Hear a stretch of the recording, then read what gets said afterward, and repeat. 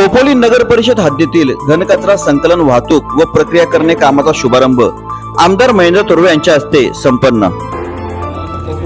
शनिवार दिनांक 14 सप्टेंबर रोजी खोपोली शहरातील डॉक्टर बाबासाहेब आंबेडकर स्मारकासमोरील पटांगणात कर्जत खालापूर मतदारसंघाचे लोकप्रिय आमदार महेंद्र थोरवे यांच्या हस्ते खोपोली हद्दीतील घनकचरा संकलन वाहतूक व प्रक्रिया करणे कामाचा शुभारंभ शहरातील नागरिकांच्या उपस्थितीत मोठ्या आनंदात संपन्न झाला।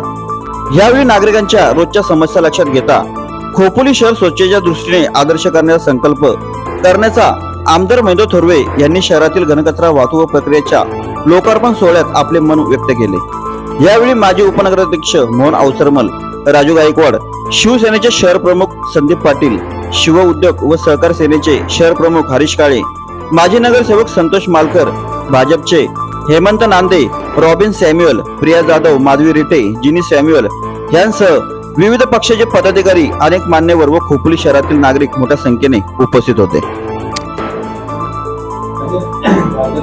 तर ठिकाणी खोपोली नगर परिषदेचे मुख्याधिकारी डॉक्टर पंकज पाटील यांनी शहरातील कचऱ्या संबंधित नागरिकांना कोणत्याही प्रकारचा त्रास होणार नाही असे जनतेला आश्वासन दिले।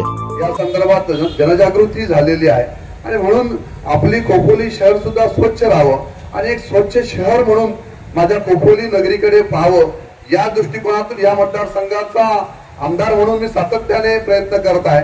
सातत्याने निधी आणण्याचं सुद्धा आपण काम विकासाला प्राधान्य देऊन आपण या ठिकाणी करत आहोत आणि म्हणून हा ज्या ठिकाणी विडीकेच्या माध्यमातून आपण या ठिकाणी या 16 गाड्यांचं आपण या ठिकाणी भूमिपूजन आपण लोकार्पण या ठिकाणी केलेलं आहे आणि या माध्यमातून आज जो कचरा आतापर्यंत जागोजागी या ठिकाणी खोपोली शहरामध्ये जी घनकचऱ्याची जी समस्या होती, हा कचरा या ठिकाणी ओला कचरा, सुका कचरा हा वेगवेगळा करून याच्यावर प्रोसेसिंग करून जसं आता आपण काही महिन्यामध्ये तिथं कुठल्याही प्रकारचा वास येणार नाही, कोरडा कचऱ्यावर प्रक्रिया केली जाईल। कोरडा कचरा वेगळा करून तो वेगवेगळ्या एजन्सीजला देण्यात येईल आणि ओल्या कचऱ्यावरती सुद्धा आपल्याला कंपोस्टिंग करता येईल। ऑर्गॅनिक बायोमिथेनेशनच्या प्लांट संदर्भात सुद्धा त्याच्यावरती कारवाई करून कुठल्याही प्रकारचा कचरा तिथं राहणार नाही आणि तो कचरा राहिला नाही तर कचरा मुक्त डम्पिंग ग्राउंड होऊ शकेल खऱ्या अर्थाने आणि त्याचा जो उपद्रव आजूबाजूच्या लोकांना होतो तो निश्चित होणार नाही।